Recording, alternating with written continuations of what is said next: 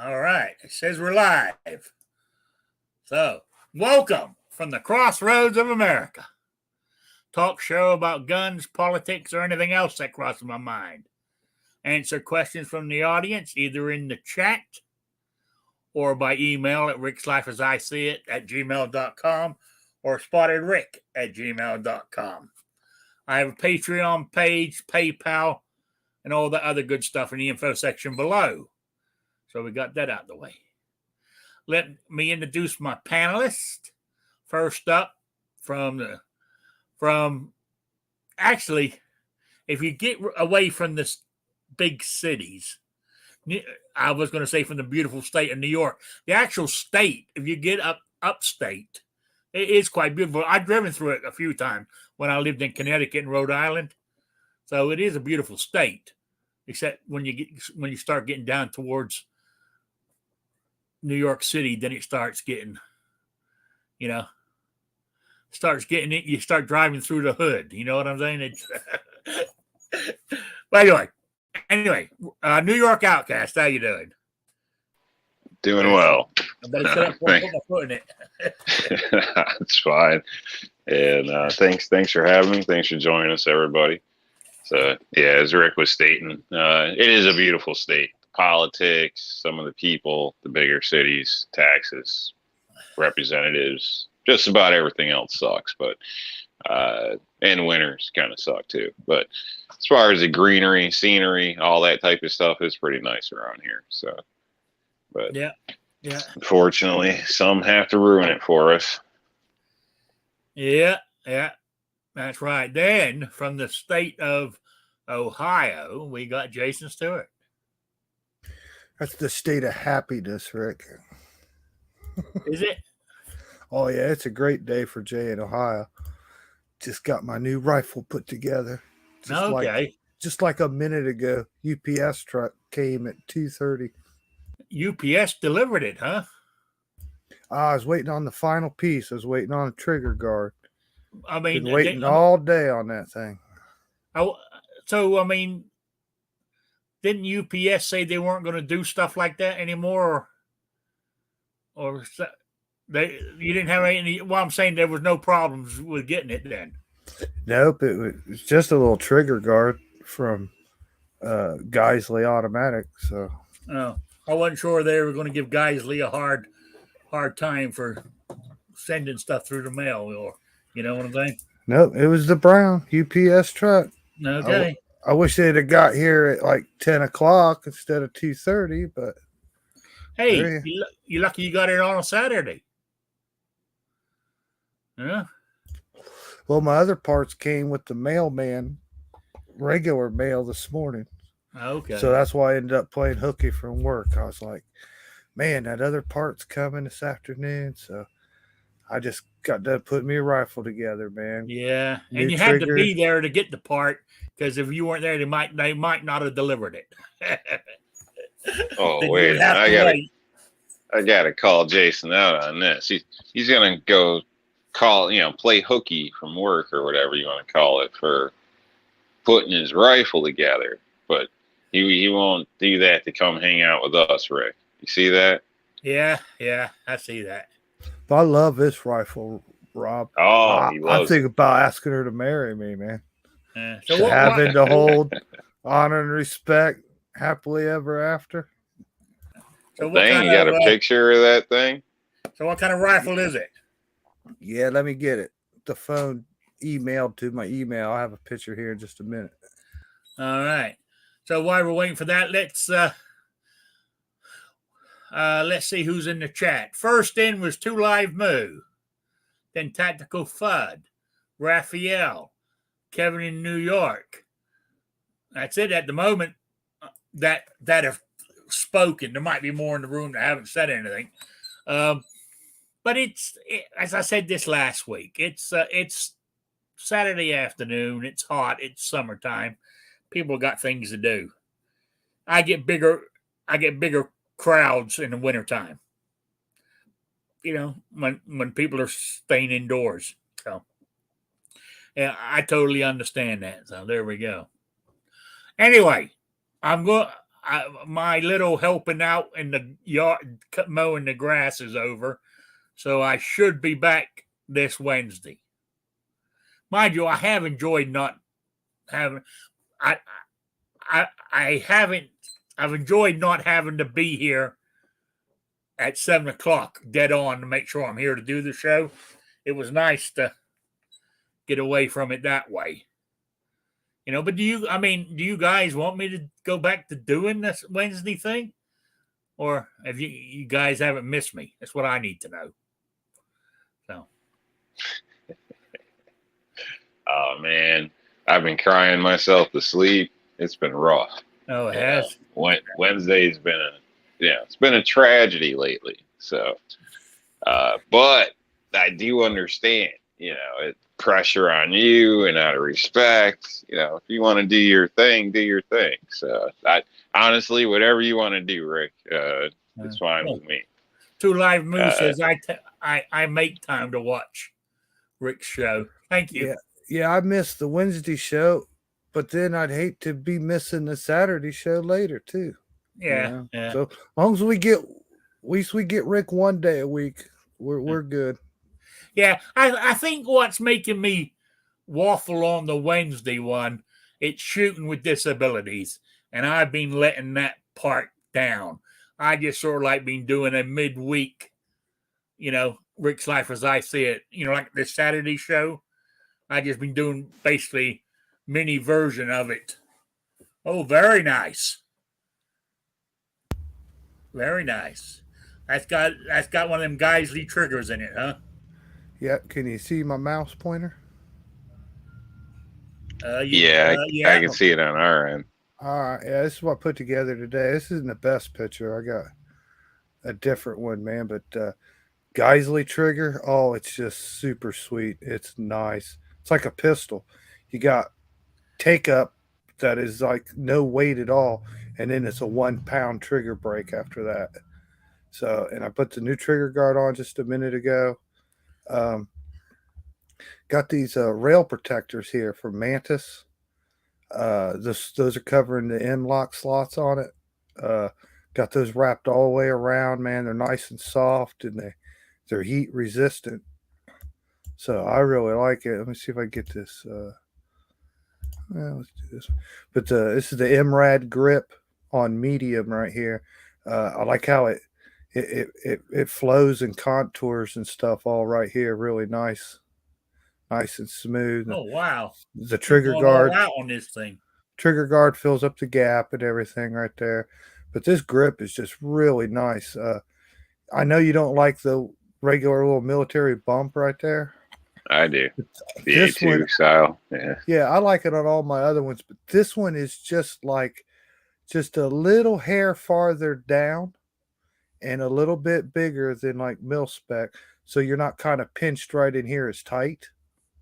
It's still nice. It's just a little better feeling than the military, but this will come off. I could take this off and change this front out for different ones of these, and the back strap I could change.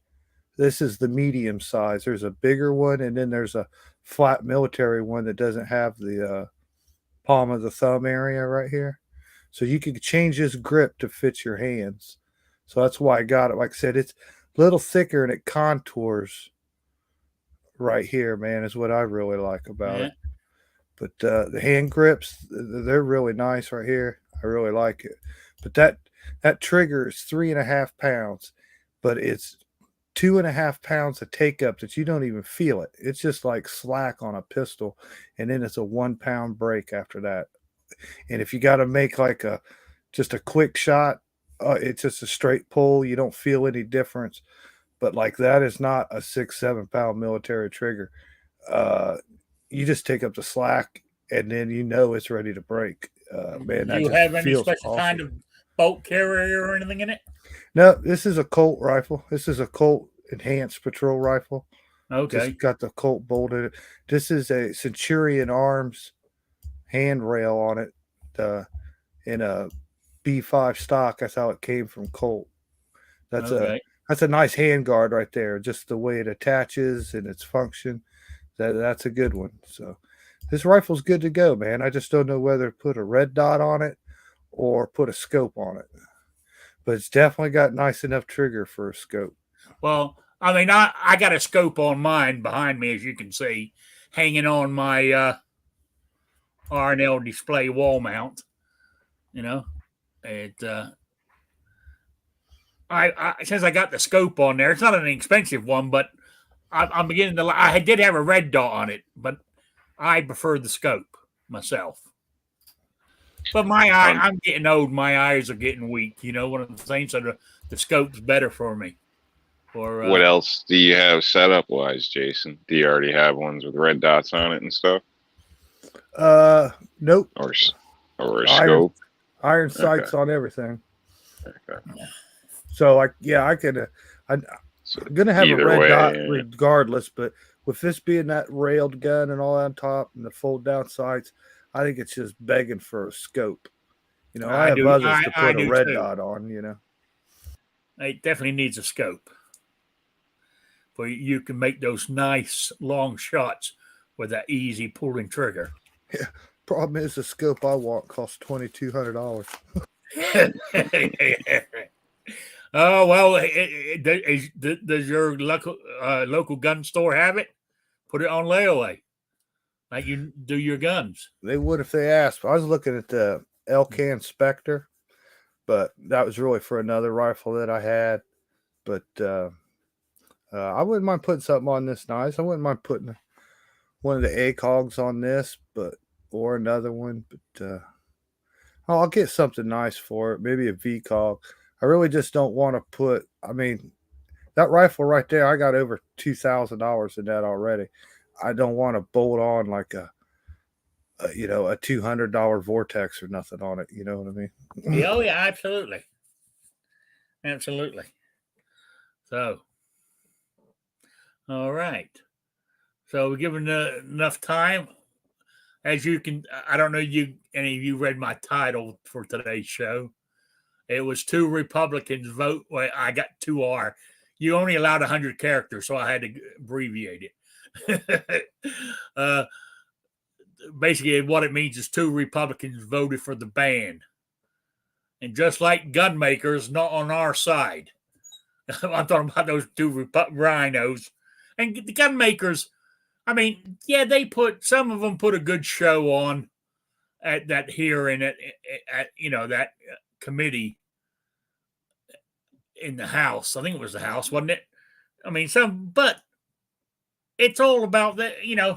When it came down, what do you want to do about the ATF? Oh, we don't want to get rid of the ATF. That's what 2 gun manufacturers said.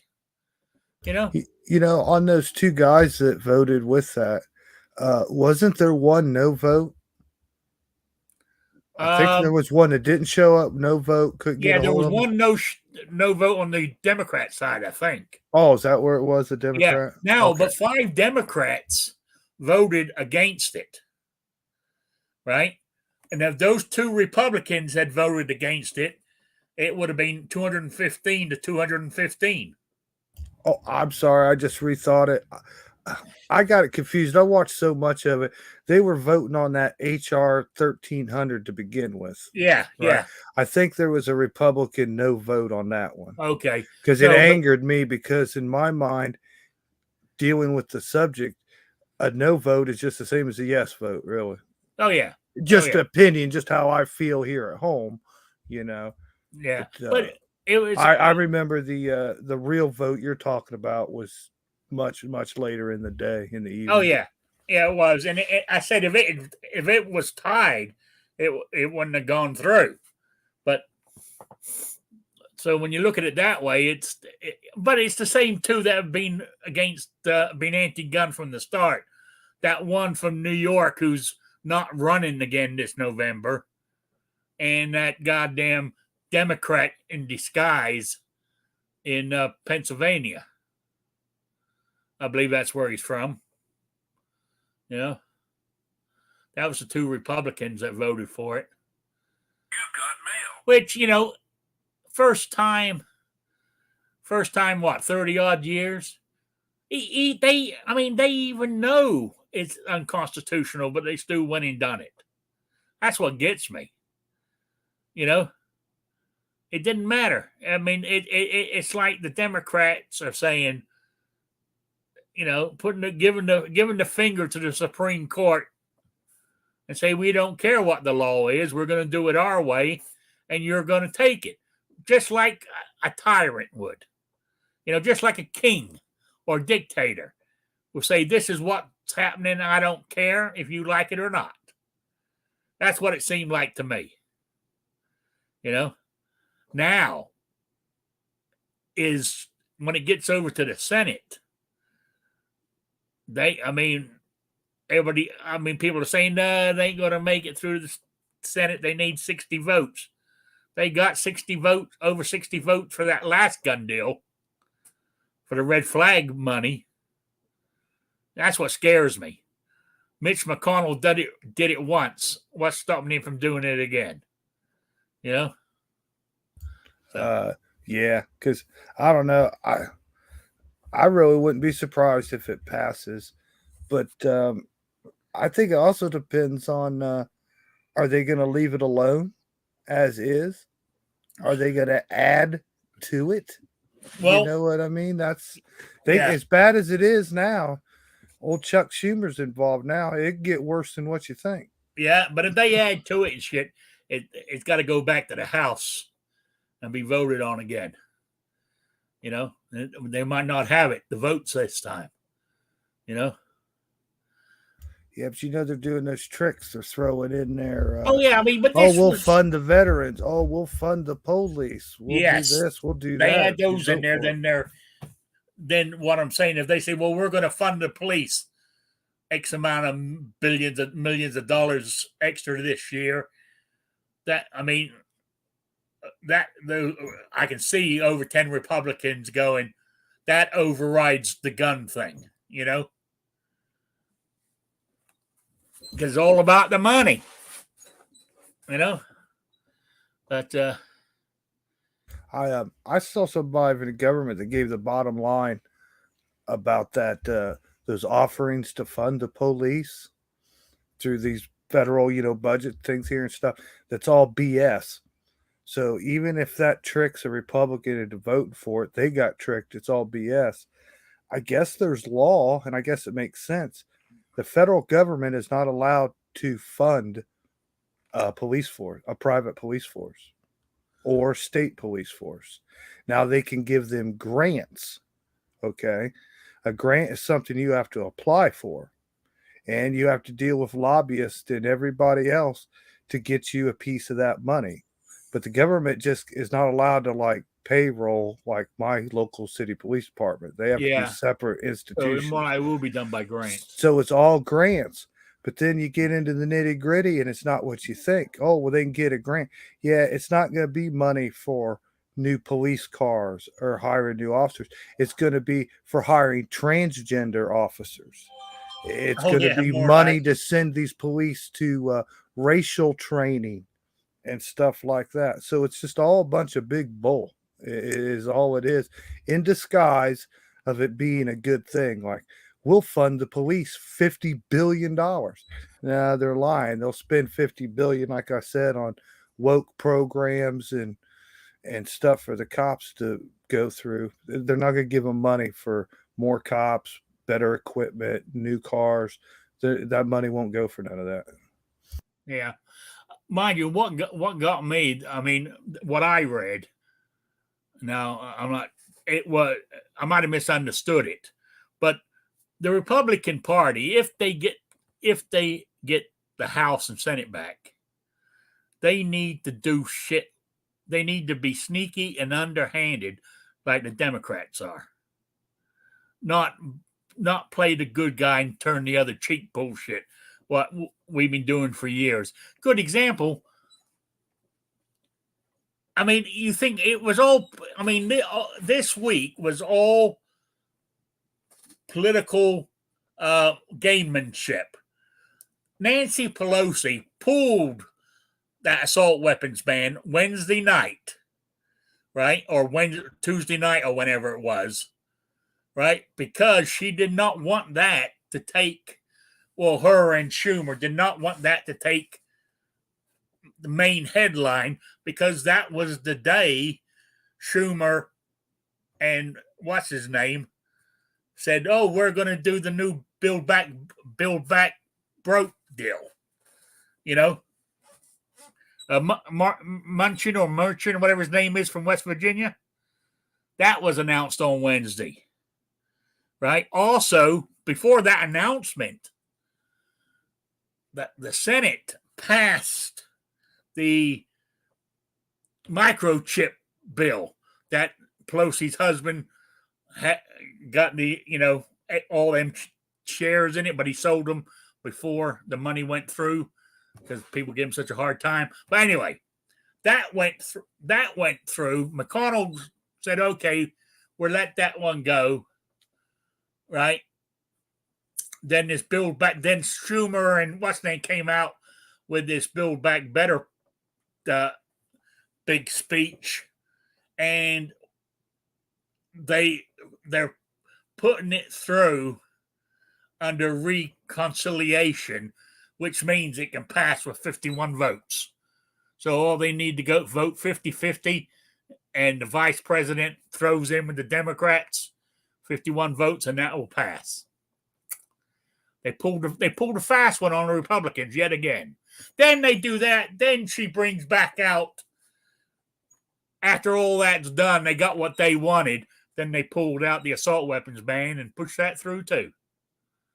See, now the Republicans don't play dirty. That's the problem. We play nice. You know, they get into a fist fight. Well, I'm not going to hit you unless you hit me first. Hit the fucker, knock him down, stomp on his face before he even has a chance to hit you. Talking from experience here, I was the nice guy and get my ass whipped.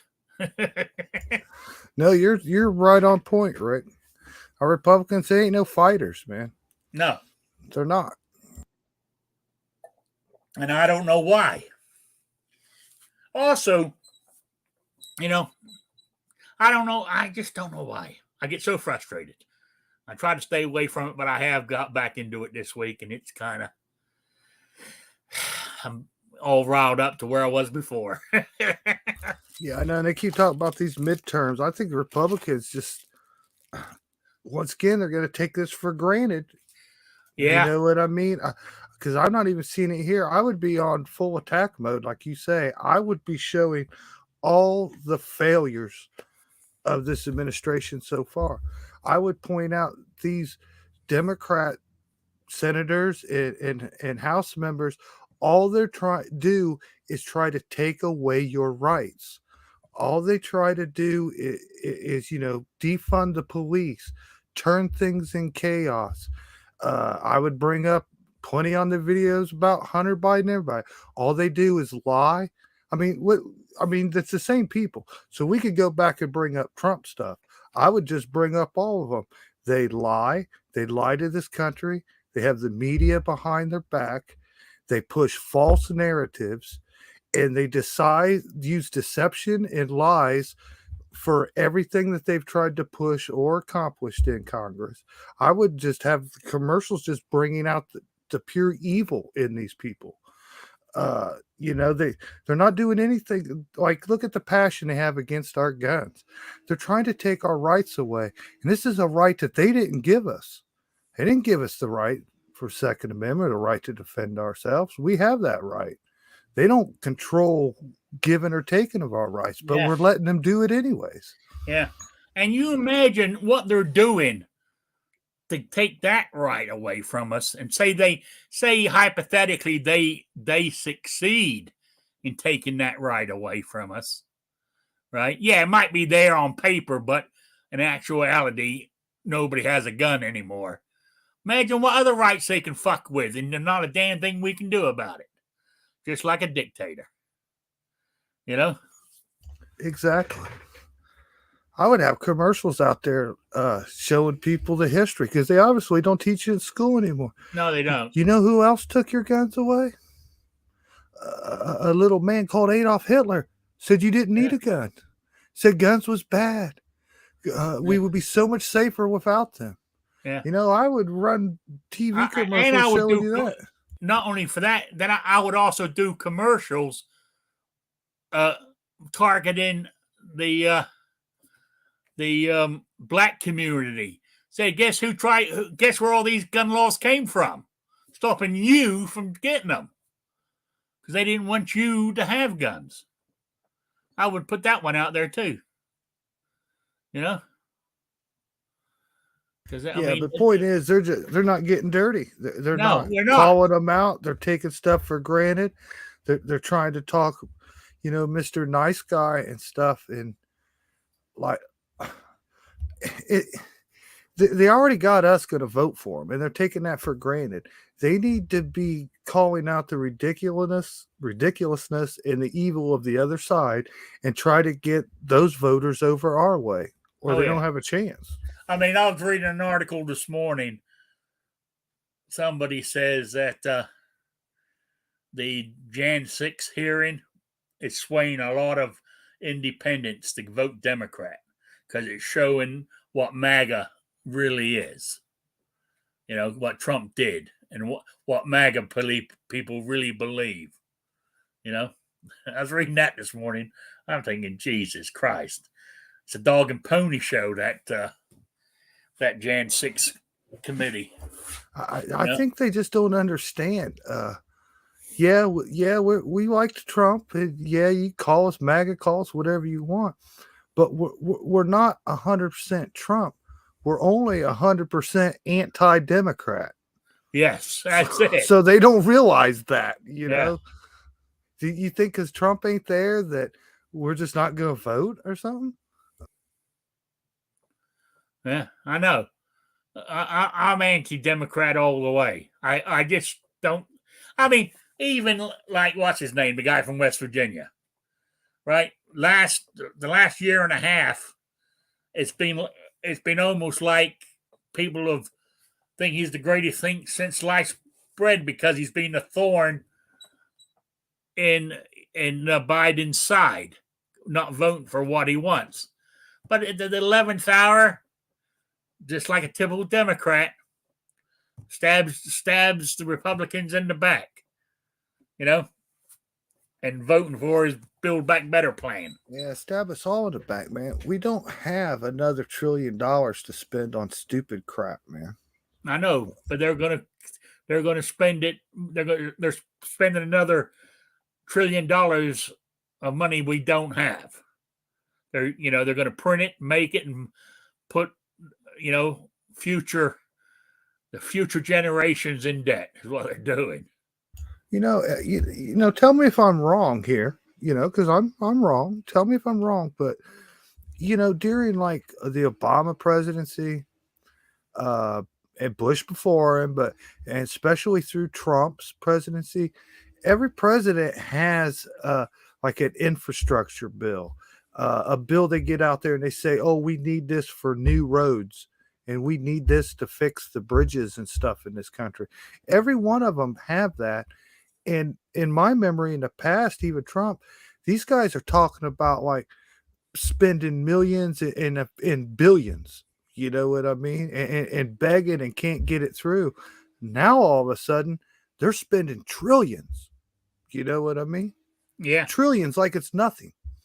Like trillion, like, hey, man, we've been giving you $600 billion for roads for 20 years every year. You know what I mean? Yeah, and now you want trillions. And it hasn't made it there yet because it gets siphoned off into other pet projects. It's all a big scam. Problem, what's happened is, and they don't teach it in school, so people don't know. But I think it maybe 30, 40 years ago it started, right? Congress, people have forgotten. Congress works for us. They don't work. We don't work. You know what I'm saying? They work for us. We don't work for them. I was saying this in a conversation the other day to the crowd I hang out with. What it's come down to is, I said, if our two, I said we don't like them much. We know that. But if our two U.S. senators for Indiana walked into Deb's Diner here, I said, 90% of the people in here, I go would treat them like megastar status. And it shouldn't be that way. They should be treating us, the people, like celebrities because we put them where they are. But somewhere along the line, it's got mixed up.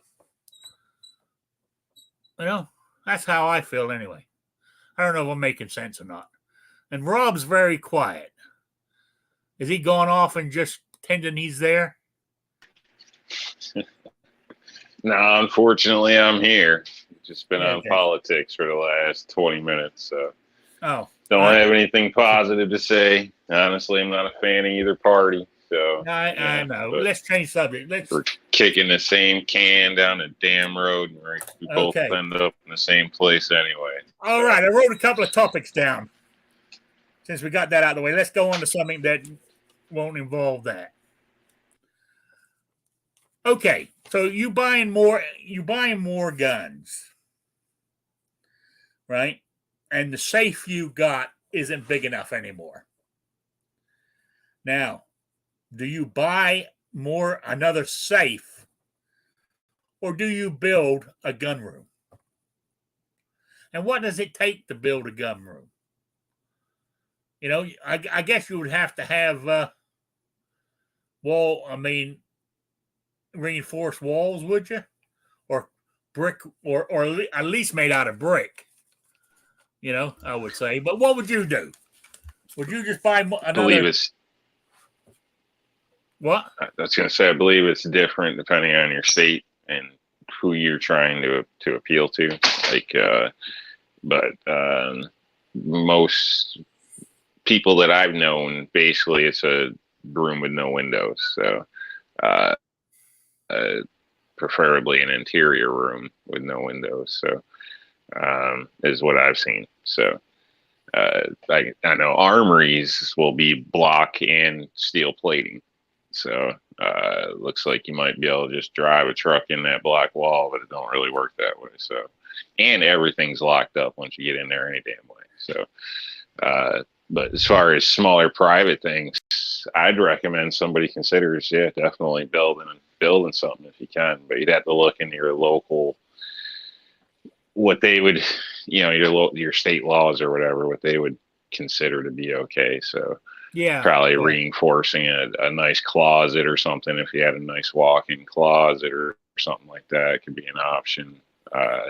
Material handlers can get you higher end doors, like basically like safe doors. You can order those, believe it or not. They're not cheap. Like, you're a good door probably starting at least, well, I don't even want to throw a price depending on size and everything, but you're looking at thousands of dollars for a door. But you could build your own as well if you know somebody. Depends what you're going for, but I think you could do a room for probably the same price as a safe and put a lot more in it for a decent safe. In some cases, maybe not in every place, because some cities I think have a stricter, regulations than others. Or if you're like storing, NFA items, things like this. So I don't know all the details, but there's differences across the states. From what I'm told. I mean, in your line of business, I'm assuming that you've got a gun room, Rob. I don't like to give big details, but I do look at one room that way. But okay.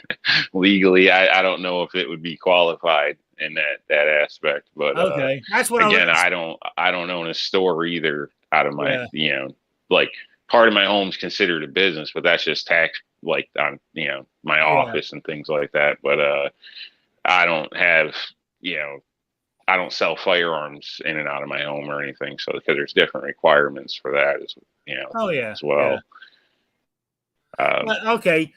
I don't know about. Yeah, I've installed a lot of stuff in New York. For people that, are really picky about security. What I'm saying is in New York State, I reckon they're going to be tough on it too. Even if you got a room that you use for a gun room, right? It's got to, I reckon, besides having a safe door on it, you're going to have reinforced walls or something. I would imagine with your state. Because what I'm saying is, you're in there and like you couldn't leave your AR hanging on the wall because under your state law, is that class? Would that be classed as secure if that was hanging on the wall in your gun room and you locked the door? You know, I mean, that's what you got to look into. What do they call secure? Yeah, It again, should I'm be. not this. Yeah, it should be. I'm not an attorney to debate that in a sense, but I would think so because you're already came through several locked areas to get to that area. Is the way I'd look at it. So I don't know but about legally. I don't know. I don't know about New York. I know they keep passing different things up there, but like when you go look at safes or security boxes or anything like that, they'll tell you it meets, like California's Safe Security Act or whatever.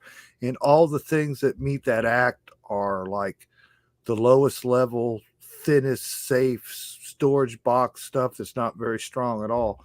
So if they meet that requirement, I would have to think that any real safe or anything, of armored caliber would be, better, be more, because like I said, I've seen small, thin, lowest price stuff you can buy and it says it meets those specifications. So, and they're not even what you would classify as a safe. So,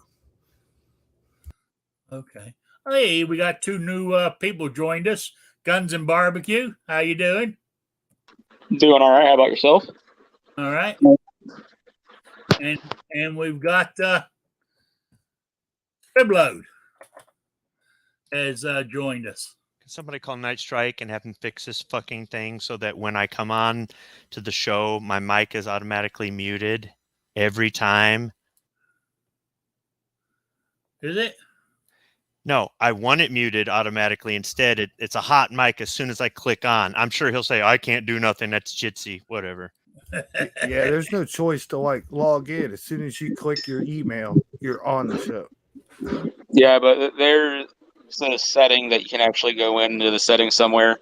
And like when I come in, my mic's turned off and my camera's automatically turned off. Same for me. But if you showed up on time, you could adjust all that shit beforehand. Yeah. I was out there spending all that money on my credit cards. Like the two guns I bought this morning weren't enough, so I had to go out and buy a bunch of props for videos. So what two firearms did you buy today? I mean, I don't know if I should say. I know that Outcast is over there losing his mind, going, "Holy shit, he spent money!" Bastard. I know what he bought. Money, and he bought it on a credit card. Hey, it's okay, Outcast. One of them was a Smith & Wesson. Does that make everything okay? No, the other one was a Glock. Almost Glock. It was an almost Glock. Oh, all right. Okay. All right. Moving on. Well, you're not going to ask us what our take is on that bullshit stuff that everybody's milking? No, we don't want to hear about that shit. We don't count. You know this, Squib. Yeah, go on, Squib. No, that's all right. Well, I was talking about gun safes. Earlier, when I was fighting the traffic because people can't drive no matter where you live, you guys were talking about the bill that everybody's losing their fucking mind over. Oh, yeah. Okay. I'm going to say this. Could you people, and I don't necessarily just mean the people on the panel, or I do or I don't, but I'm saying you people on YouTube, could you quit fucking saying an assault weapon ban passed? Nothing fucking passed. Okay? It passed in the House. Big deal. First off, assault weapon is a made-up term, so you're quantifying it. Even I'm quantifying it right now by calling it what they're calling it. The other thing is it's not a law.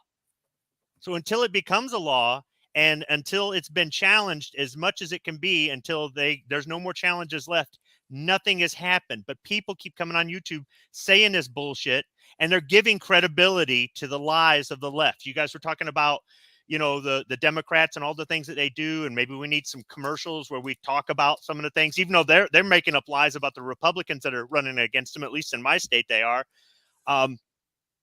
It doesn't help when people on our side, I'm going to put air quotes around that, are out there using their terminology and calling it what they're calling it and saying it passed. And you got people who just skim headlines and freak the fuck out. I can't stand the fact that we're supposed to have a bunch of intelligent, passionate people in our culture, but all too often they do the same thing the other side does. They just believe what's spoon-fed to them and don't fact check. Now, I'm not going to say that from time to time I get busy with stuff and I don't take the time to fact check. I do. But most of the time I do, and I kind of expect other people to, and I just don't see that. What I see is a bunch of people jumping on the bandwagon because they're like, if I just say this, I'm going to build my analytics, which doesn't help. I don't give a fuck about your analytics when we're talking about the truth here. And I just think that truth has been one of the best things on our side. And you guys want to adopt their tactics? Okay. But lying to our own people doesn't help. Okay. I understand where you're coming from, but hang on, let me find it. What I know it's passed the House, it's got to go to the Senate. And you're saying about using the word assault weapons, but isn't that in the name of the bill? How are we meant to tell you what the bill is if we're not Call using it HR 1234 or whatever the fuck it is? Use that or something else. Gun ban. Sure. The Anti-Second Amendment Act. Tell anybody anything. People hear numbers go, okay, I don't care.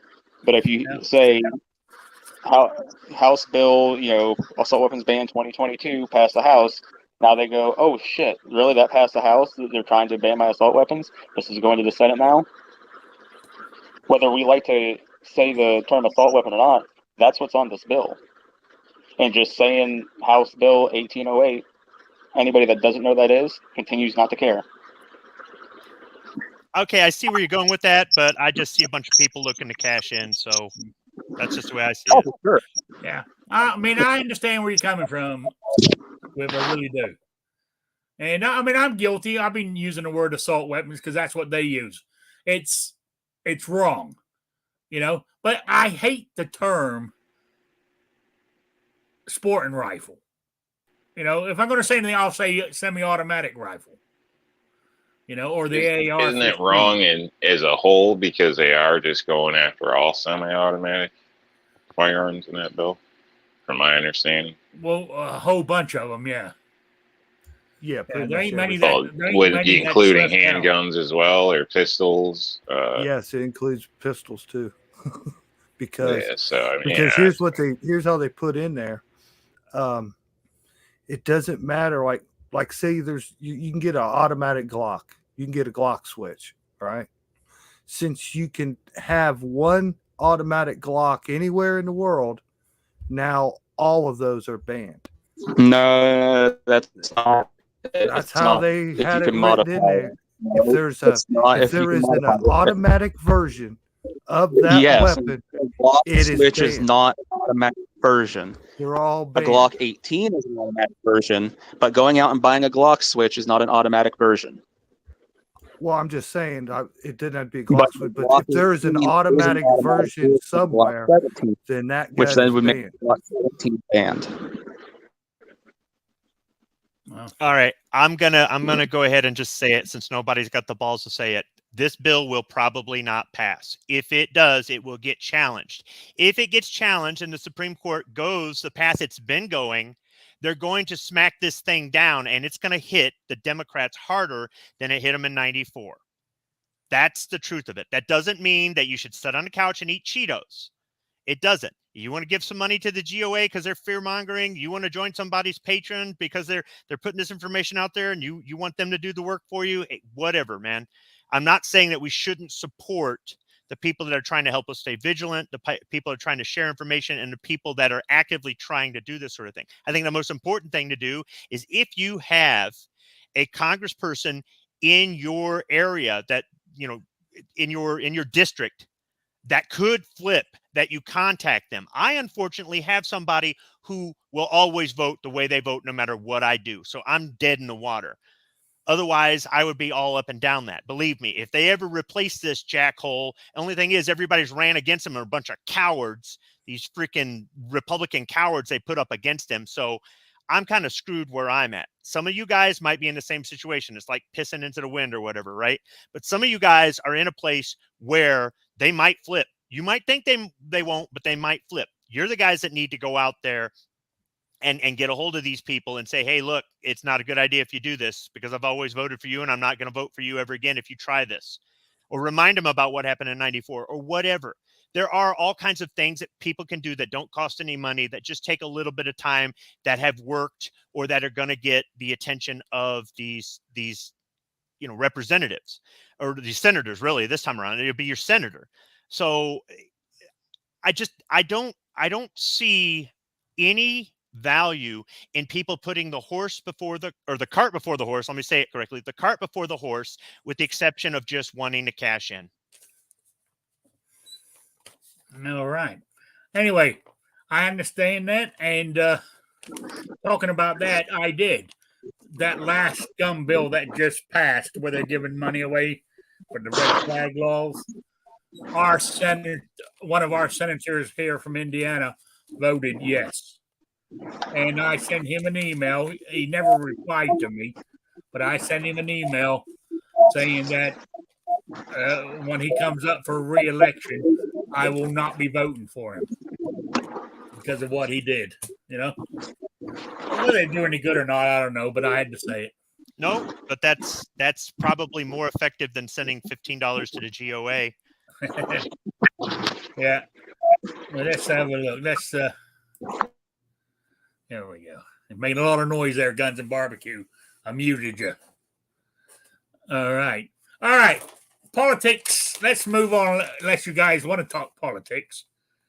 I mean, I know. No. Well, I know. And if we talk reloading, you're going to leave. Talk politics, you're going to leave. So. Yeah, I stuck with you guys. I didn't take off. You took off the other last week when we got on the reloading. Was it last week? Yeah, sometimes, yeah. Okay. Here's another one I got for you guys. If I guess really it depends on what kind of emergency happens. But if shit hits the fan, are you gonna, if all possible, are you gonna go somewhere, or are you gonna stay at home? When you're doing all your prepping and all your gearing up, are you gearing up to stay in place, or are you gearing up to make get everything loaded in the truck and go? I just wondered what your guys' plan was. Me, I would not stay at home because this place right here, I know it's got a brick exterior, but everything else is plasterboard. So I would go somewhere myself. So to try to get out of what's happening. But, I've seen some preppers, if that's the word I'm not sure if that's the word I want to use, but they're geared up. They got all their, ammo, food, water catchment systems, and everything geared up to hunker down at home and defend their compound or whatever you want to call it. I just wondered, what's people's reaction on that. Let me translate this for the audience. Rick's been watching videos again. Yeah, I have. And if you don't want to talk about that one, I even got another question here. This one might be better. I can jump in on that one. All right. I mean, you got a lot of scenarios that could take place. Do you have children in your home anymore? Things like this, people you care for. or, are you pretty much solo? There's a lot of different scenarios, but I'd advise, if that did become the case, somebody's, you don't want to meet trouble at your door. You should know ahead of time, that should be like a fallback and, possibly out of position in a sense, but you don't want to bring trouble to your door. Face everything before it hits your door. So, but anyway, I don't know. I could say I wouldn't leave unless I had to leave for some reason. Personally, all right, let me give you a scenario. Geographically, you know your area better, things like that. But at the same time, if it shit hit the fan, maybe we're fighting outside forces. Maybe, we need to go be the militia, in a sense. So if that's the case, I might be leaving. Let me give you a minor sort of emergency, right? Your town, your city, whatever, goes into a blackout, right? Power's gone. And they don't know when it's going to come back, right? The police force in your area is overrun because people are looting and robbing. What would you do? But this is localized. I'd bust out my camping gear and watch the show. That's basically what I've done when it's happened prior to that. People were fighting at the store over bread. You should have a stock at some things, and in my, I got a percolator for camping. So to me, no power. It's an inconvenience, more so in the winter, but it's not going to ruin my day. I can still drink a morning coffee and go about my business.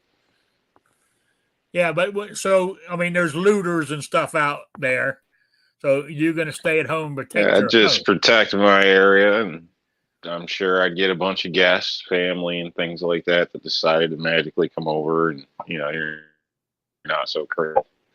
But yeah, other than that, I wouldn't worry because you're talking localized, or that's something that's going to get corrected fairly soon. There's enough outside sources to control anything like that. So when you speak of like a national scale, that's different. Everybody's for themselves at that point. So like we don't have enough people to control everybody in the U.S. You know what I mean? Or protect them. We really don't. Yeah. See, now if that situation happened here, I said I wouldn't stay here. I would load up what I got, and I would go over to my friend's house where I go shooting at, because he's geared up for it all. So he's already, that's what I would do. Somewhere where I could, because he's got a big rock mountain. It's not a mountain; it's a hill, but it's sheer rock behind his place, so nobody can get up behind you. He's definitely right about sitting back and watching the show, because last time SHTF happened, he told me, he Outcast warned me. He said, this is coming. And sure enough, I went down to the store and I watched the show, and he wasn't kidding. Yeah. So what would you do, Squib, in that scenario where you live? I'd stay home. I'm not into this whole bugging out thing, but I tell you what would get me to bug out is if there was some sort of chemical spill or something in the area where the area was contaminated, radiation or chemical, where we'd have to leave and not come back, like if a train derailed or something like that. Or the winter, if there was no power or anything else like that, we're only going to make it so long in this house in the winter. We're going to have to migrate someplace warmer. But otherwise, though, I just grabbed 2 extra bottles of hot sauce and 4 extra boxes of jumbo shells and cheese when I was at the store. Not because I'm out, but I grab a little here, a little there, and I gradually stock up. Everything I need is right here. I don't understand the bug out mentality. I really don't. If you live that close to something that's that dangerous, or you live in a place where staying at home doesn't make any sense, then I don't know why you're living there. I think some people just bug out because they're just that's the popular thing, right? You've got people that are selling products, they're selling the training, they're selling their channel, they're selling their brand, right? And the whole bug out thing makes money. Prepping is a business, right? If you ever watch Doomsday Preppers, about 3/4, 2/3 of the people that they were portraying in that docudrama or whatever the heck you want to call it had their own business selling this stuff. So it's a business. If people are going to stay in, they don't need to buy this and buy that. They're buying groceries or buying. I mean, don't get me wrong, having something to purify your water or generator or something. Yeah, okay, but I'm talking about the stuff that's sold as the bug out crap. If you want to bug out, or you have a bug out plan in case you do have to bug out because you're up against the winter and power ain't coming back on. I get it, but just these people that are just so gung ho to bug out right away. Yeah, I got hot sauce, lots of hot sauce downstairs. I'm not leaving that behind. Yeah. What about your how do you pronounce it? Traverse City whiskey? You got to take that. I've actually been buying a little bit extra. I just picked up a bottle of wild turkey while I was out for a video. Actually, I bought like 3 or 4 props while I was out. The nice thing is you can eat or drink your props. I make sure I've got plenty of whiskey. I keep whiskey down in the wine cellar. There's more than just, what am I up to now? 8 cases of wine. I've also got some whiskey down there, but interestingly enough, with everything going up in price, I really haven't seen alcohol go up. Some people would say that's a barter item in the apocalypse, and it could be. Yeah, could be. It could be. Patriot in the dark, how you doing? Doing great. Sorry I was late. I was at the gun shop. Would you buy a gun? No, I bought 2 because I figured I got a new video camera on my door. So yeah. I bought 2. And Squib in the same gun store because he bought 2 as well. Nope. I just it fell in my lap. They said that a guy had been coming into the shop, kept questioning and calling about this pistol, and they showed it to me, and so I said, well, you don't have to worry about that guy. I bought it. So yeah. What'd you buy? I bought a CZ75 decocker only and a Draco today. Just because I've been looking at them and it's not anything I really wanted. I've been checking them out and the price was right. And so I unloaded a pistol I don't really care for. And so price was right. So, well, that's all that matters. But as far as that question you guys were just going through, like Squib said, I've got everything I need here, but the only caveat on that is if you happen to have property where you got your camping lodge or whatever, like my parents, they have 2 homesteads, and so for them, both of them are remote, so it's not a big deal. But that just if you want to get away from a vacation because you live next to a place that might overflow. But yeah, as far as leaving, I'm not going to leave unless I have to, I guess. But like like you said, if there was a chemical spill or that kind of stuff. Obviously, you're not just going to sit there and hold your breath. It might be better to leave. But but if the zombies are coming, you're staying there. But even that with the cold and stuff, a lot of people have like the gas fireplaces and stuff. But what if a line bursts in the winter? I mean, we get a lot of issues with water and stuff. So I don't know. You can think of this ahead of time and be proactive in a sense and come up with an example. You can make your own wood stove / cooking source and have the ductwork ready to go to be able to pop into an existing chimney or something, or pop a vent pipe out. Now, in normal times, you wouldn't do this. Don't get me wrong; it'd be against code and all types of safety for claim. But to survive, worst come to worst, you pop it, your line pipe out a window. if you had to. But obviously, you always want to keep ventilation depending on your heating source. I mean, be smart about whatever you're doing. But if you think ahead, you can have things prepared just in case for that. So, just an idea, because I've heard that same thing come up a few times about, oh, we don't have a fireplace. We don't have, man, you're freezing. You'll figure out a way. Just don't burn the house down, but it doesn't take a whole lot. You can use an ammo can. I mean, you can, 50, I made one out of a 55-gallon drum. So, I got blocks outside, an area where it can be set up. The pipes are already ready to go.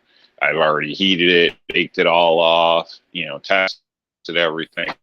So all I need is an emergency to use it. So, hopefully I never need it, but it's there just in case. So it's just and I did that basically for free. So I had this left over. I got that barrel from Harley Davidson, and this, you know what I mean? Like, I don't know, I might have spent $20 or something. So where, it doesn't matter now, but if I ever needed it, oh boy, I'd be a shining hero with that thing.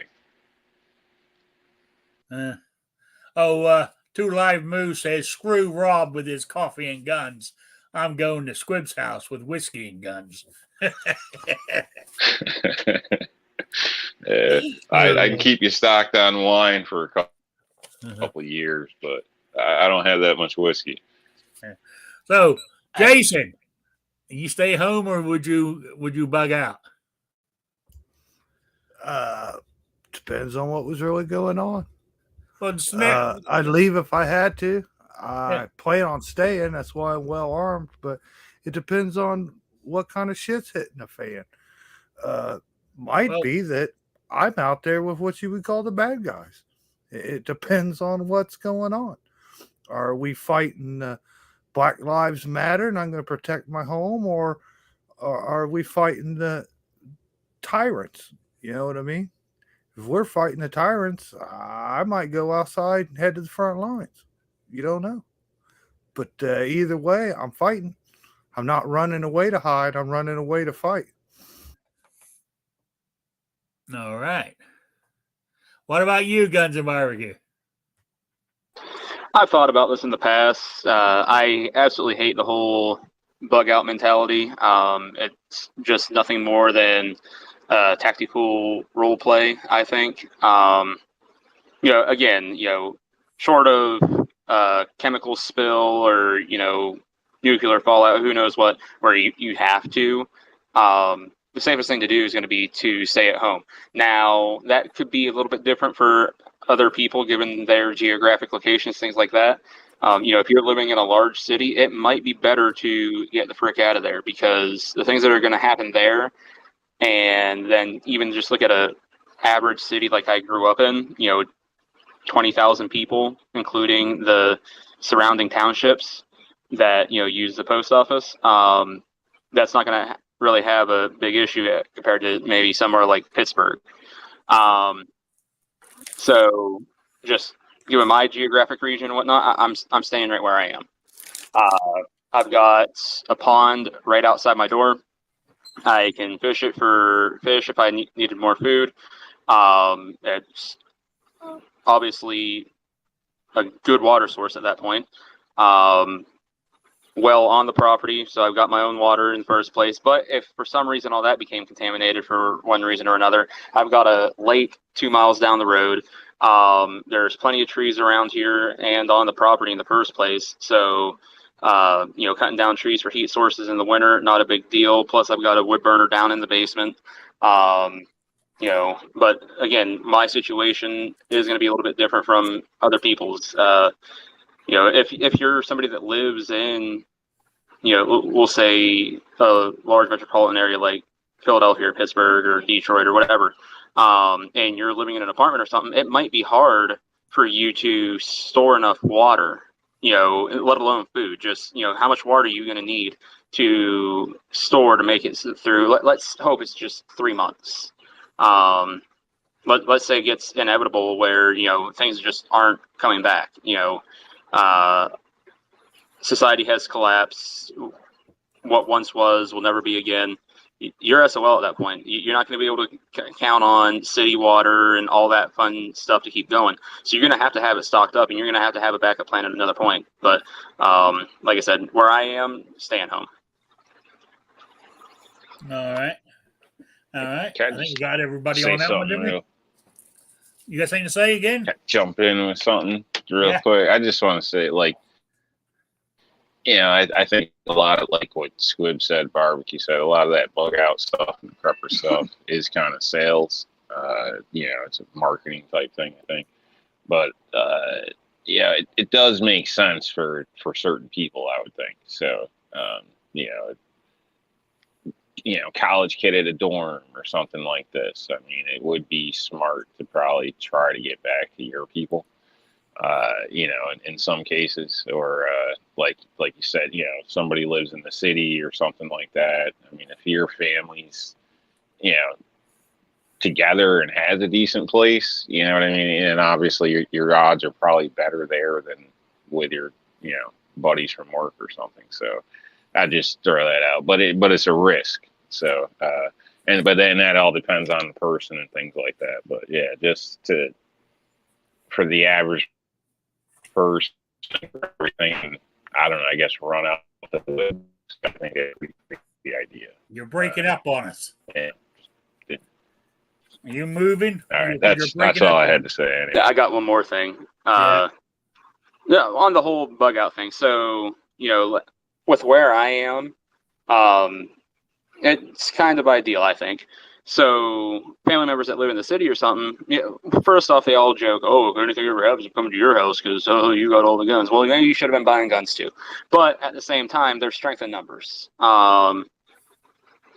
If it does get to a point where you got to be looking over your shoulder because you don't know if your neighbor is going to be stealing from you or worse, trying to kill you to get what you have and, so forth, there's strength in numbers. So the idea that you're just not going to let anybody join you because they didn't prepare the same way, I'm not completely down with that. However, anybody that was going to be like, "Oh, I'm coming to your place," cool, but you're bringing stuff too. You're going to have provisions. You're not just going to come and have a free ride. You're going to be a contributing person in this outpost. I don't know what the hell you'd want to call it at that point. And then know who you're allowing to be in with you. If you're allowing somebody to be in with you that when things were good didn't want to do anything, what the heck do you think they're going to want to do when things are bad and they don't have all their comforts of home anymore? I want people that are going to be able to help me cut down a tree, and there's going to come a point where firing up a chainsaw isn't going to be feasible anymore. So you're going to have somebody that can swing an axe and things like that. Oh man, you really thought about this, haven't you? Well, it's good that he's thinking about it because there's a lot of soft, weak people out there. I mean, our country, it ain't what it used to be. People don't have a lot of drive. They aren't able they're able to deal with loss or difficulty, but they choose not to. They want to blame everybody else for their problems and all this other stuff. And don't get me wrong, the instant society, it's there. And there's some people that can bounce back and forth. They can do something, let something happen automatically and all that. But if it wasn't there, they still know how to do it manually. There's still plenty of people like that. But there's also people that have never had any adversity in their life. And they don't know what to do. They don't know how to deal with somebody yelling at them. They don't know what to do if the water doesn't run or the power isn't on or there's no app for it or anything else like that. And it's really, I think, the older people, if this were to happen now or even 10 years or maybe even 20 years from now, the older people are going to be a valuable resource because we still remember how to do all that crap. Yeah, good point. I just warn, I think Barbecue's right. There is strength in numbers, but you got to be real picky because, you're basically risking your family's life, everything with these people. So I don't really care if they're family or not. There needs to be that kind of understanding. And yourself, you might, have to have a conversation with yourself. Are you going to be willing to kill your brother if you had to? Would you? These are things you're going to need to consider when you let people in your house, because at a certain point, the time for, games and pranks and is, something looks funny, you got a problem. I'm sorry, but there is no, we'll talk it out later. Like, yeah. So, that's stuff you gotta think about as well. Like, all that bullshit's over. So, you're in or you're out. Yeah. You're right. Could you shoot your brother? Depends on the circumstances. You said if it's endangering me or my family, that's a tough one. And everybody means something to somebody else too. So your brother's wife's got her cousin and this and that. Are you going to be able to deal with those situations when they show up? And this is some hard stuff that I don't think people really thought through. And in some cases, you might be turning your own children away. If your kid's a drug addict, do you want him living with you at that point? Really? Good. Yeah, I see what. Yeah. Guy saw himself in a couple months. Yeah. Wow. Yeah, that's something to really think about. Huh. Anyway, next question for you guys. This is my last one on my list. If you're driving down the road and you see a car accident, do you stop and render aid? Yes or no? What are they driving? I don't know. Depends on how bad the accident was. Yeah, if it's just. Are you the only one? Yeah, well, there is a lot of variables to it. I mean, personally, myself, I would I would stop and see if everybody's okay and dial 911. I'm not. This might sound strange to somebody, I as everybody knows, I was an old meat cutter, so I'm used to blood and guts and stuff, but not human blood and guts. I mean, I can take my own. I mean, when I cut my finger or stab myself, no problem. I can deal with it. But somebody else, another guy, cut himself. He used to. Oh man, I couldn't handle it. So I would call 911 because when it comes to first aid, I'm useless. So I wouldn't want to do something that might make that person worse than better. Do you think if you had proper training in first aid that you'd not be useless? Yeah, but see, the problem is I ain't going to deal with the blood. I was saying, so you're just one of those people, you're like, no, blood, I'm out. Which, I mean, hey, it is what it is. Yeah, I'm that kind of person. Okay. Well, I've came across this a couple times in my life, man. I say you pull over and you check the surrounding areas for any beer that might have survived the crash.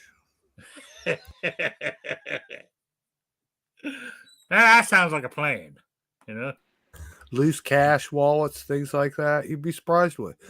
You don't even have to be close. You can stay 25, 50 yards away, find something. I've done both in life. I've actually, sat with a lady where the car was flipped over. I didn't want to pull her out until, the paramedics came, which I think she appreciated as, kind of like a comfort or whatever. And then I've also seen people be like straight dumbasses and hit the guardrail, and I just laughed as I drove by too. So kind of depends on the circumstance. If somebody else is there pulling over, then usually, if it's not anything crazy, then I just probably continue my business. But if it's a back road and there's nobody else there, then yeah, I'm gonna stop. Yeah. Hopefully it doesn't turn into a cluster, you know what? So, but Yeah. yeah, you never know. You know, somebody could have had a medical thing. Yeah, it could be somebody's mother, this or that. Could have passed out at the wheel. Sometimes even when you see like the crazy things, like how'd that lady drive into the store? Well, she blacked out. That's how she drove. That's a whole nother issue. But it's not always just a dumbass. Sometimes it's medical stuff too. So, and they could have a car full of kids in the back too. I haven't seen that, but I've seen people driving like idiots with little kids strapped in the back. It's like I'd help the kids, but I probably wouldn't help the parents, honestly. Well, I shouldn't say that, but I don't know. I think you get what I mean. Yeah. Oh, Raphael says, if the person is driving a BMW, I will drive by. I figured it's God's will, and they should have been driving slower. So you're saying if he's got money, he's on his own. All right. Patriot, how about you? Back in the day when you used to drive. I would definitely call paramedics anyways. I mean, if it's a bad one where it's not, just some bump or whatever, long before I would get out. But yeah, I would check. I don't. Yeah, because it's. I mean, if it's bad enough, yeah, definitely. Yeah. But I would definitely call before jumping out or anything, just because if they're in a bad accident, who knows if anybody calls? So. Oh yeah, I mean that's what I said. I would pull over and call 911, but I wouldn't render first aid because I don't want to make somebody worse than they already are. Plus, I said my own blood, no problem. Somebody else's, I can't handle it, and that's the bottom line, So, Squib, what about you? I don't know. Am I late for work or?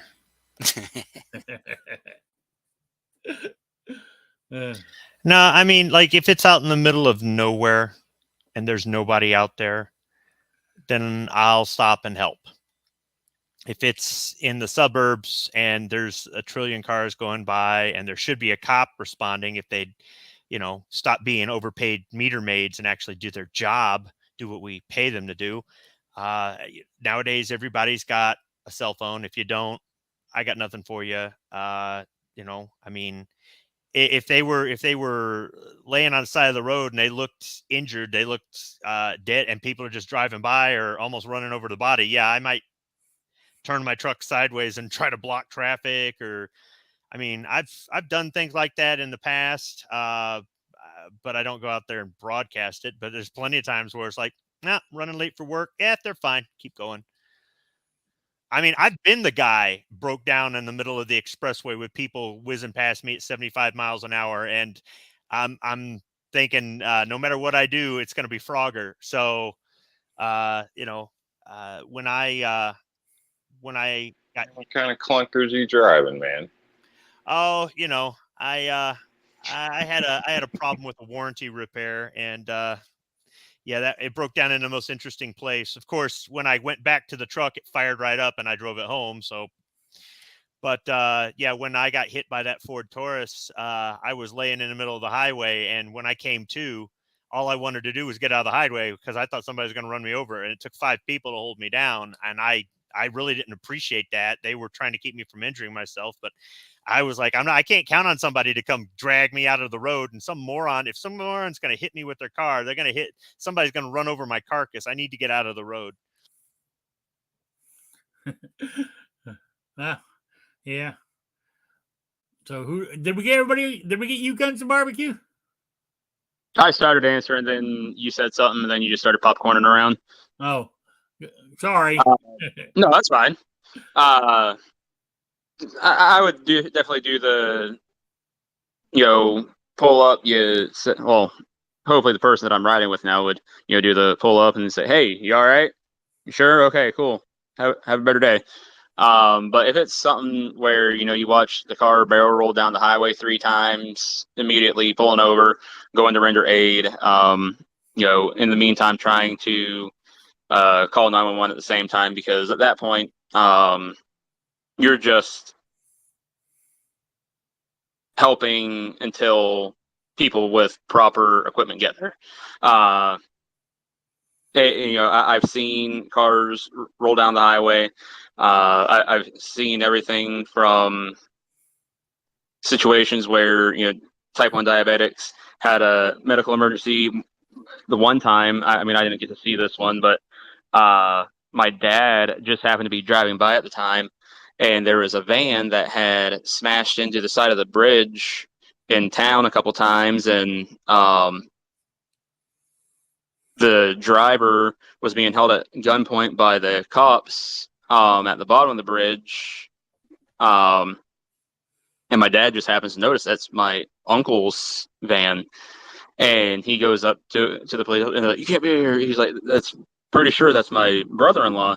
And he's probably having a diabetic emergency right now. And you guys are not helping him, you're just holding him at gunpoint because he's an asshole." He's like, "Let me go talk to him."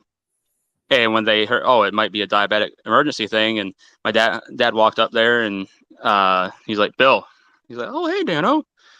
He's like, "Bill, you're being an asshole right now." He's like, "Oh, okay." And for some reason, when my dad would say that, it would make my uncle go, "Oh, okay, I guess I got to be nice now."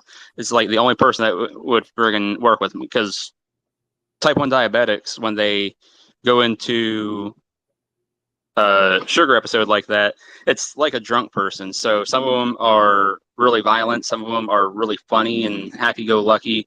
It ranges the rainbow. But so that was a personal situation, family-wise. There was another time I was with my mother. We watched a car go flying through town. In a 25-mile-an-hour zone, had to been doing 50 or 60 mile an hour. Ends up smashing into a telephone pole, and there was a cop nearby again, and he comes up, and he's doing all this stuff, and luckily my mom, knowing signs of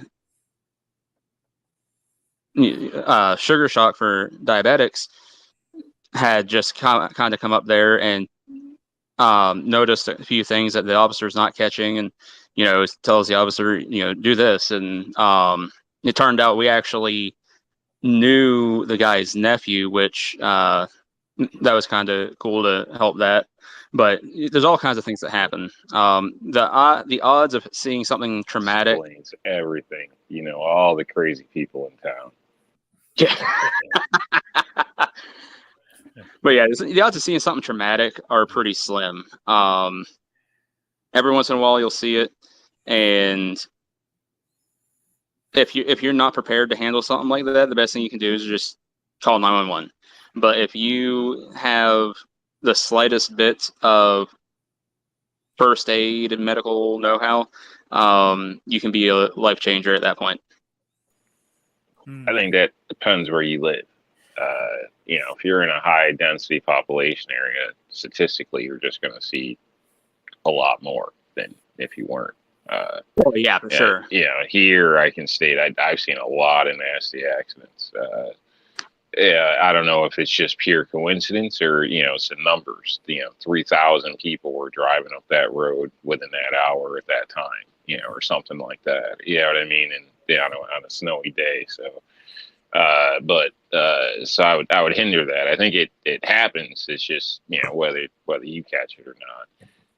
And obviously, if you're surrounded by millions of people, the odds are a lot higher. You're going to be, witness or involved in something as well. So, not stating because it's still kind of hitting the lottery in a sense, but, the more idiots around you, the more likely you are to get in a crash. Even insurance will look at things that way. Depending where you live, you get a higher rate because of the population and, kind of the, flow of the area, I guess. At least that I've noticed. Okay, hang on. Sorry. My cat's getting in my way. All right, there he is. All right, I get everybody. Yeah. So, all right, I did. So, I know what I got to do. My quiz. Today's the day we do the drawing. I had such an easy question for you guys. My question was, who was the person known for making the most westerns? And when he mustered out of the army, what rank was he?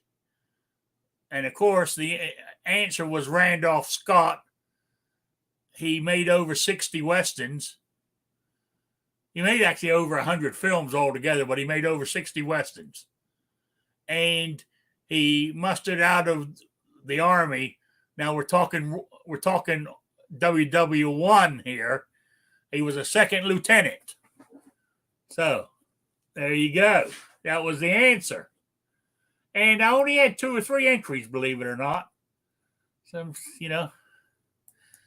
And so let me hit my handy draw picker thing here. Who we got? Come on.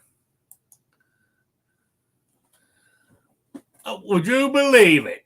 Patriot in the Dark's the winner. Oh, man. Congrats. Yeah, you Patriot. won. You won the swag pack. Oh. So there you go. Well, thanks. Yep. Just a couple of packages and a few stickers. That's about it. So, all right. We got that one. So this next one, for the next drawing, which will be, let's have a look. Let's get my months. Today's the 30th, so Monday's the 1st of August. Jesus Christ, here already. So that'll be it'll be the 13th. Saturday the 13th will be when I do the drawing on this one. So you got 2 weeks. And I think this is another easy one. What I want to know is, why wasn't the AR-10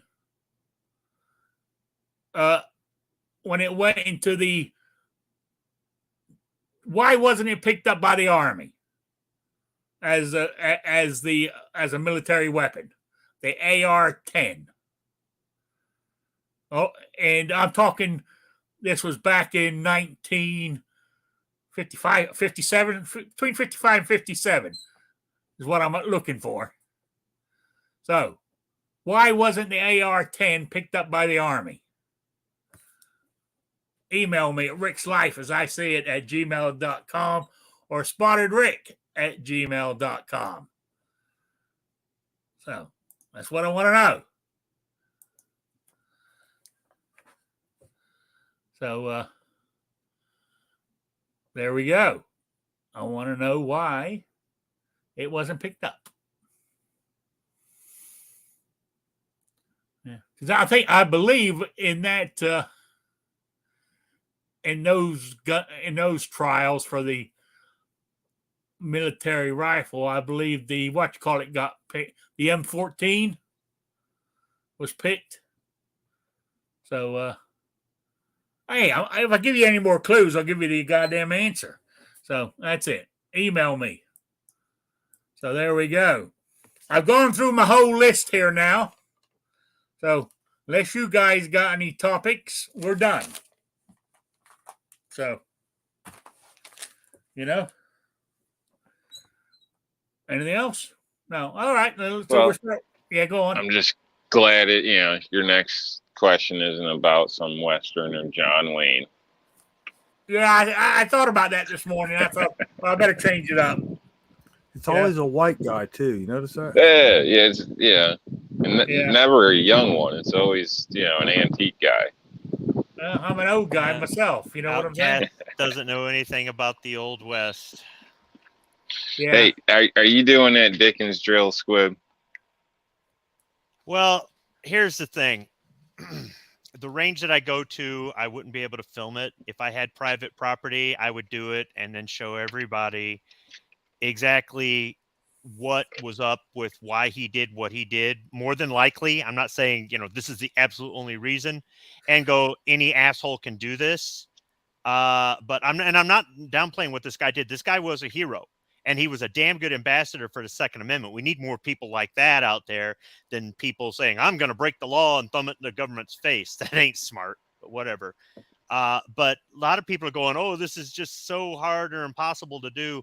I mean, at that particular moment, you don't know. You could be a competitive shooter and freeze because you've never had bullets fly your direction. Or you could be somebody who just got your concealed carry permit the other day, and you've only been to the range once or twice in your life, and you repeat the process. So I'm just not ready to call one person necessarily prepared and another person unprepared. I think this guy he was a good ambassador. But I'm not cashing in like everybody else, because if you look at all those videos, it's just like the guns have been banned videos. It's just about building analytics. Well, I was just asking because if you were, I was going to give a special request that I'd like to see you do it with your black powder. I mean, obviously, you're not going to probably do the time the same, but, I'd like to see a good try with the black powder at that distance. If I was going to do one with the black powder, I'd do the tut drill. Other channels have done that. And maybe one day, if I've got that much open space and a couple of really good cameras and the weather cooperates, maybe, and of course I practice so I can get that accurate at that distance. I would like to do the tut drill, maybe do a before and after. I'll do one, and then after I've practiced, come back and then see how well I do with it. But that would really be the black powder one, or do the road agent spin, which I sometimes practice at, but I suck at it, and I definitely left-handed. I'm all thumbs. So what's the tut? Mm-hmm. What is that? I'm sorry. You're going to hit a man-sized target at 70 yards with a Colt Ranger, a 36 caliber Colt revolver. Okay. 70 yards, draw and shoot. One shot, draw and shoot, one shot. And it's not draw, wait 30 seconds and shoot, but it's also not really like, you've got 0.3 of a second or some crap. It's draw and shoot. Wild Bill Hickok. Yeah. Oh, Defense Dad said, isn't New York Outcast's Honda almost as old enough to be from the Old West? Hey, I still got a couple years before it's a classic. Man, at least it ain't a Kia. Yeah. I saw a DeLorean in the Old West the one time. I'm pretty sure that Honda's pushing it. Yeah. New York Outcast doesn't know what a DeLorean is because he doesn't watch movies and he wasn't alive when they were in production. So. I've seen one of those around. I mean, I've seen the T-shirts and all that. The Back to the Future, and I watched it. I mean, yeah, there might have been a time I wanted a hoverboard like that, but this was a long time ago. So shit, Rob's probably got Lamborghini doors on that Honda, man. No. Anyway, let's start winding this down. It's been good. I notice we're getting a lot of people in here late. Is G Webb's podcast over? Because he started at 3 too, I believe. They came in for the giveaway, man. But, yeah. Well, they only going to. You got to be here in the beginning if you want to win the firearms and cars and ATVs and side by sides. And trips to the massage parlors, and all that stuff. Comes early. Coming in here for the swag pack, but the only thing is they forgot to enter. They might have entered it in their mind, but in reality, they forgot to send the email. So all right, let's go this. Guns and Barbecue. You got any shout outs or plugs? Be sure to call your senators. I realize that House Bill 1808, the assault weapons ban of 2022, is not technically in the Senate yet, there's no guarantee that it even gets taken up for a vote in the first place. They might just leave it sit, same as the Hearing Protection Act and National Reciprocity did, back in 2018, something like that. So in the meantime, I think it would behoove us to not wait until it gets to the Senate. We're like, okay, no, it's there. Start calling them now. Let them know. That way, they know that this is a big deal to you. Because if it's not even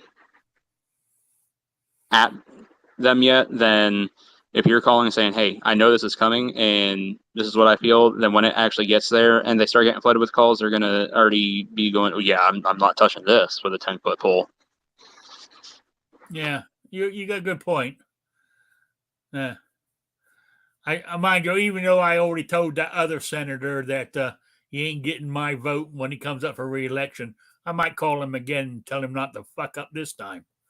Yeah, I mean, you got something there. You can easily call in, write another email, whatever. Say, hey, you lost my vote last time.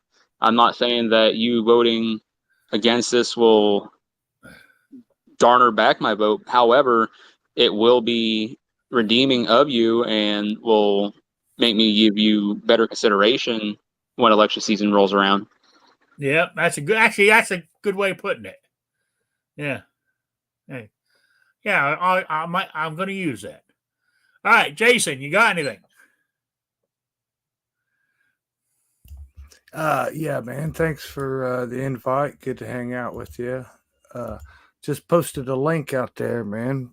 Everybody knows him, but just to remind you, go over there and check out the Georgia Shooting Connection and get yourself involved with the Willie Bullet Man fundraiser. We're going to be auctioning off a lot of good stuff. The money's going straight to Willie's family. So far, we got a couple AR-15 builds, some real nice ones. One's a 20-inch A2 style. The other one's a carbine. They're all done up with good stuff. They're nice. I donated a Ruger 1022 with a carved eagle stock on it. We just have all kinds of gifts out there, or thrown in. That'll be lots of prizes for everybody. Even giving away one of Willie's reloading presses, a Dillon. So we're just trying to get the money and raised up for the family. So go check it out. What you got to do? Got to send your money into Jamie over there and get involved with this giveaway. I'm sure everybody heard about it, but if you haven't done it, go ahead and get it done now, man. And buy your way into something helping out. It's all love. It's all good, man. It's donations from good people going to good people. And as your reward, you might bring home a pretty nice prize that was everybody will be put together just to put some joy in your life and to remember Willie. So just make sure you go over there and check it out and get involved. All right. And before we go on to the next one, don't forget rnldisplays.com for your display for your rifles and pistols. Veteran owned, American made. Type in Rick's Life and check out and get 15% discount.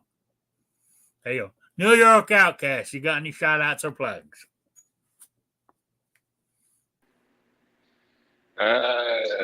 Just thanks for joining us.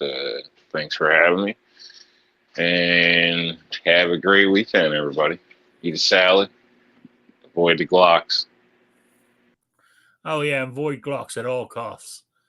Yeah. I'm just gonna throw some burgers on the grill. That's all I'm doing for lunch today. Mind you, I gotta go get some lettuce because I got tomatoes and peppers and stuff like that to throw on the salad, but I got no lettuce, so I gotta go buy some tomorrow. So before I can make myself a salad. So there we go. All right. The man, the myth, the legend, Patriot in the Dark. You got anything? Yeah, thanks for the invite. I'm sorry I was late. If you are in Michigan or one of the states that are doing their primaries Tuesday, August 2nd, instead of watching those cat videos, why don't you make sure you check your local guys and who you're going to vote for. That's it. Do some research because it's important, the local guys. So. All right. Okay. See you later, New York. He's heading out. All right. The last one, but not the forgotten one, the one and only Squibload. Outcast left because he had to go wax his Honda.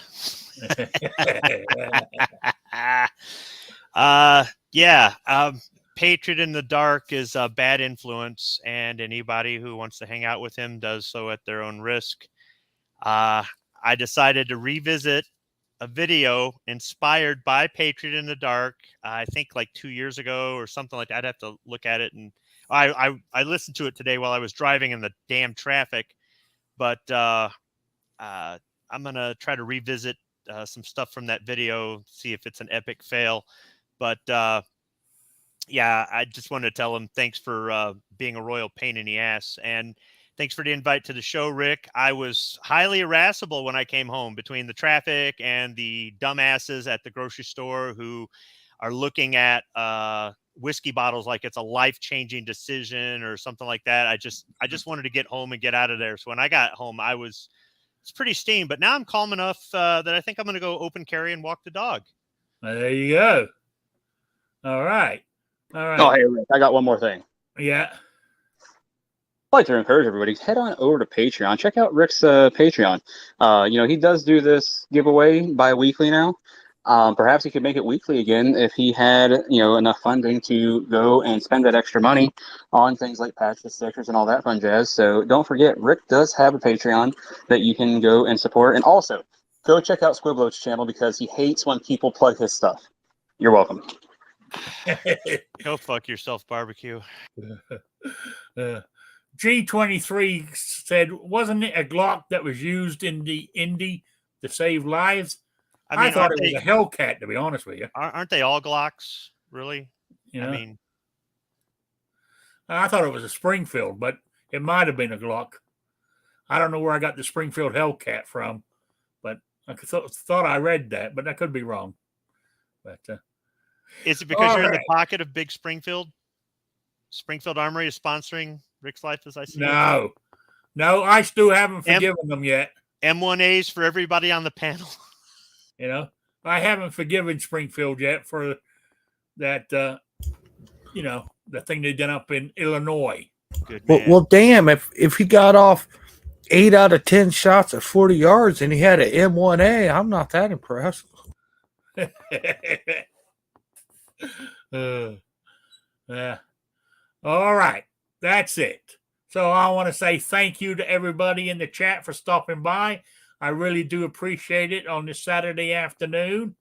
When there's lots of stuff to do out there during the summertime, I really do appreciate it. And at the moment, I'll be back on Wednesday. My lawn mowing duties are over at the moment, so I will be back on Wednesday at 7 p.m. If you've got any sort of topics you want me to bring up on Shooting with Disabilities, please email me. I would appreciate it, and I will use them. So, there we go. No, hang on. I was reading the chat. I can't walk and chew gum at the same time. All right. So thanks for being here, everybody. I really do appreciate it. And I will see you all on Wednesday at 7 p.m. Eastern, the only time zone that matters. So goodbye, everybody. Bye, Sabrina. See y'all. Eat a salad.